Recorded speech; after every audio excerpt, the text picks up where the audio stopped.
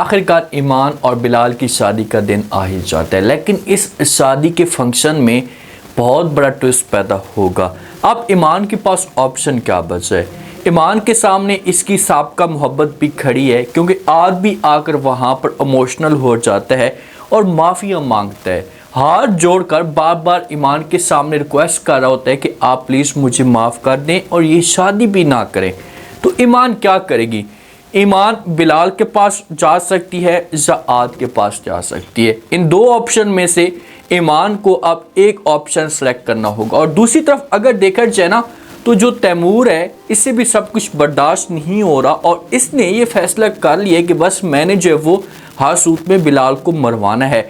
तो क्या इस फंक्शन के अंदर, क्या इस शादी के अंदर तैमूर आकर बिलाल के ऊपर गोली भी चला सकता है? बिलाल और ईमान है, इसकी शादी होती है, क्लियर हो जाती है, इनकी डेट फाइनल हो जाती है कि फलां दिन को इनकी शादी होगी। हर तरफ जो कार्ड होते हैं ये छपना शुरू हो जाते हैं। तैमूर अपनी तरफ से पूरी कोशिश करता है, ये बिलाल को भी ब्लैकमेल करता है, ईमान को भी ब्लैकमेल करता है, लेकिन ये दोनों तैमूर की बातों में नहीं आते और ये तैमूर को कर देते हैं इनकार कि भाई आपने जो कुछ भी करना है करके देख लें, लेकिन कभी भी हम पीछे नहीं हटेंगे और हम शादी करके रहेंगे। और ज़ारा को भी इसने ब्लैकमेल करने की कोशिश की है।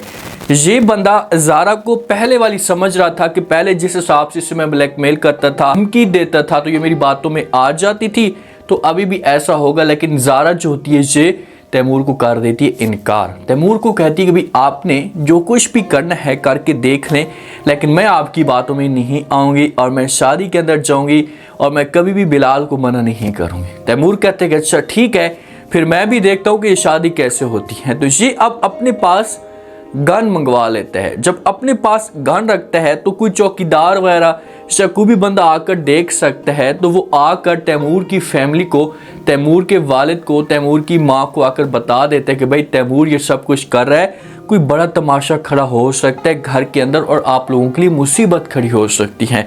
तो वालिद और माँ जब ये बातें सुनते हैं तो उनके दिमाग के अंदर तो ये बात आना शुरू हो जाती है कि भाई तैमूर गन किस वजह से मंगवा रहा है और इसका प्लान क्या है। तो इसी वजह से मार जाती है, जाकर जब वो पहले अपने हस्बैंड के साथ इस टॉपिक पे बात करती है कि हमें जब वो तैमूर को मना करना होगा, अगर तैमूर मना ना हुआ तो बहुत बड़ा तमाशा खड़ा हो सकता है। दोनों जाते हैं और जाकर बात करना शुरू कर देते हैं तैमूर के साथ।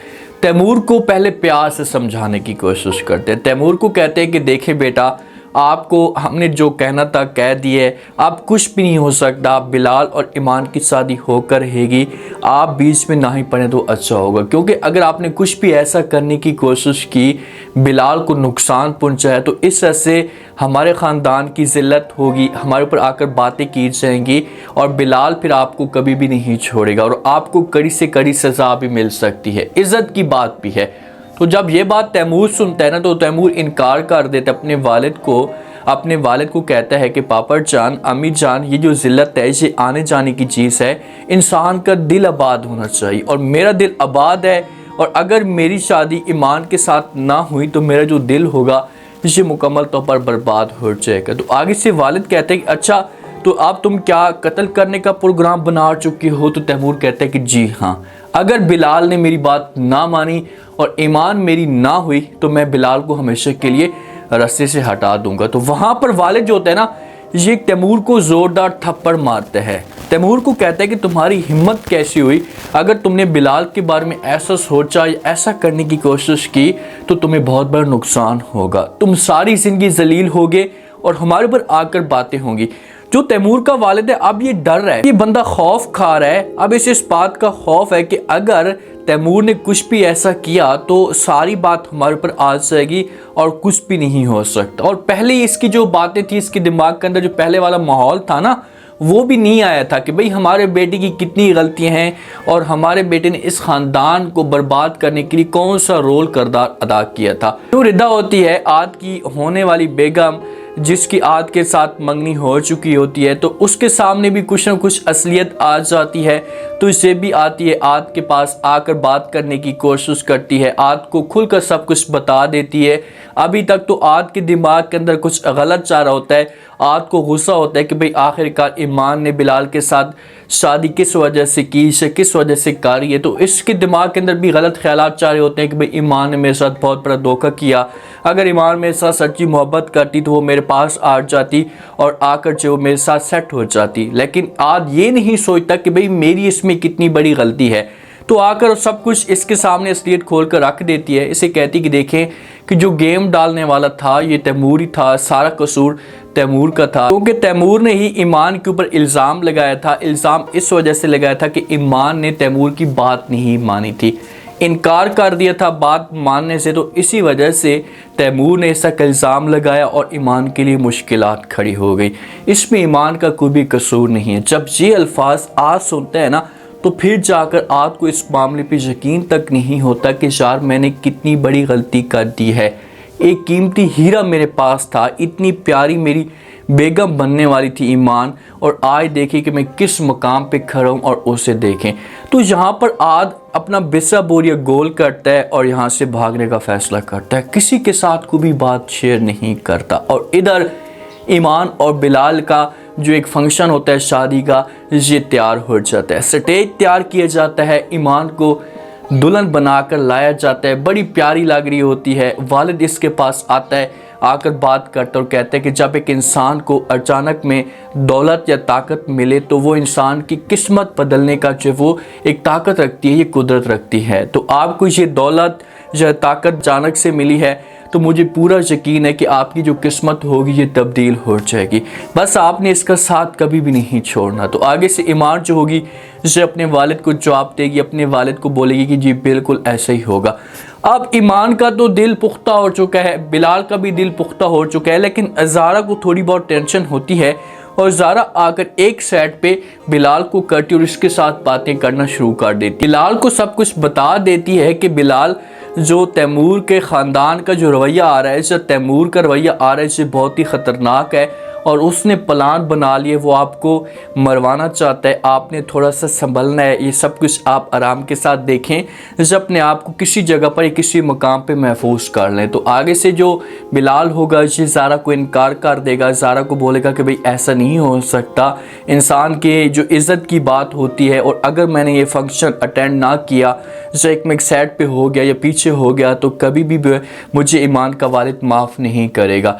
ज़ारा ये कर सकती है, ऐसा बिलाल को मजबूर कर सकती कि भाई आप शादी ये ना करें या मौके पे शादी को डिले कर दें। ईमान ये बातें सुनेगी या ईमान के कानों तक अगर ये बातें पहुंचती हैं ना, तो ईमान आएगी, आकर बात करेगी बिलाल के साथ, बिलाल को कहेगी कि भाई अगर आपकी इज़्ज़त की बात है या तैमूर आपको किसी किस्म का कोई नुकसान पहुंचाना चाहता है, तो पहले आपकी इज़्ज़त है, आपकी ज़िंदगी है, आप एक साइड पे हो जाएं, भले ये शादी मत करें। लेकिन बिलाल जो होगा ये कभी भी ईमान को नहीं छोड़ेगा, क्योंकि अगर इस मौके पे ईमान को छोड़ता है तो ईमान की बहुत बड़ी बदनामी होगी, ईमान के ऊपर दाग लग जाएगा। तो बिलाल जाता है, ईमान के साथ बैठ जाता है, मौलवी साहब निकाह पढ़ाना शुरू कर देता है। इतने में जो वो आद की एंट्री होती है, आद भाग कर आता है उस फंक्शन में और आकर जो वो ईमान को आवाज़ देता है, ईमान के सामने हाथ जोड़कर खड़ा हो जाता है, ईमान को कहता है कि ईमान मैं आज भी तुमसे मोहब्बत करता हूँ। ये जो लफ्ज़ आद कह रहा है ना, ये गलत कह रहा है, इसे ऐसा नहीं कहना चाहिए। अगर तुम मोहब्बत करते थे तो मोहब्बत तो एक पाक चीज़ का नाम है, और अगर सच्ची मोहब्बत करते थे तो तुम कभी भी ईमान के ऊपर ये इल्ज़ाम ना लगाते, जो ईमान के ऊपर इल्ज़ाम लग रहा था उसके ऊपर आप यकीन भी ना करते। आकर कहते हैं कि तुम ये शादी ना करो, मैं आपके साथ सच्ची मोहब्बत करता हूँ। तो आगे से जब ये बातें ईमान सुनेगी ना, तो ईमान जोगी से आद को कर देगी इनकार, आद को बोलेगी कि भाई आप ये अपनी बकवास अपने पास रखें, क्योंकि यहाँ पर कुछ जो ऑडियंस है ना ये सोच रही है कि यार आद जो होगा ये शादी कर लेगा ईमान के साथ, ईमान माफ़ कर देगी, मामला जो होगा इससे ठंडा हो जाएगा। लेकिन ऐसा कभी भी नहीं होगा। अगर यहाँ पर ईमान शादी करती है आद के साथ या आद की तरफ जाती है, इसका दिल जो पिघलना शुरू हो जाता है, तो यहाँ पर ईमान को बड़ी गालियाँ पड़ने वाली हैं, क्योंकि बिलाल ने ईमान के लिए बड़ी कुर्बानियाँ दी हैं। तो इसी वजह से ईमान इनकार कर देगी, आद को बातें सुनाएगी, इसे बोलेगी कि तुम्हारी ये औकात है और ख़बरदार तुमने अगर ऐसा कुछ करने की कोशिश की या अगर कोई भी ऐसी बात की तो मैं तुम्हें जो हमेशा के लिए इस फंक्शन से धक्के देकर बाहर निकाल दूंगी। हाँ, अगर तुम शादी देखना चाहते हो तो चुपचाप खामोशी के साथ शादी देख लो। मौलवी साहब निकाह पढ़ाएगा, और जब आद अपने कानों के साथ ये सब कुछ सुनेगा तो ये ज़मीन पे बैठ जाएगा, आंखों के अंदर आंसू होंगे। लेकिन इसी दौरान देखना कि तैमूर की एंट्री एक दफ़ा ज़रूर होगी। तैमूर आकर जो होगा ना, ये बिलाल के ऊपर गोली चलाने की कोशिश करेगा। अब ज़ारा आगे आ सकती है या बिलाल को डायरेक्ट गोली लग सकती है, लेकिन बिलाल ज़ख्मी होगा, हालत ख़राब होगी। लेकिन उसके बाद जो तैमूर को सज़ा मिलेगी, इसे सज़ा मौत हो सकती है। फिर जाकर तैमूर को अपनी गलती का एहसास होगा, माफ़िया मांगेगा, लेकिन फिर कभी भी ईमान और बिलाल वाले से माफ़ नहीं करेंगे। परेशान नहीं होना, इस ड्रामे का एंड जो होगा इसे हैप्पी एंड ही होगा। बिलाल की मौत कभी भी नहीं होगी। बिलाल और ईमान एक साथ खुशी के साथ एक ही घर के अंदर ही रहेंगे। उम्मीद है आज का रिव्यू, आज का टीजर आप लोगों को पसंद आया होगा। आपने कमेंट सेक्शन में लास्ट में बताना आपको क्या लगता है, क्या नेक्स्ट आने वाले 7 मिनट से वो तैमूर आकर गोली चला देगा। अगर तैमूर गोली आकर चलाता है तो उसके बाद क्या बिलाल को ये गोली लग जाएगी? अगर बिलाल को गोली लगती है तो क्या बिलाल की डेथ हो जाएगी? लास्ट में फीडबैक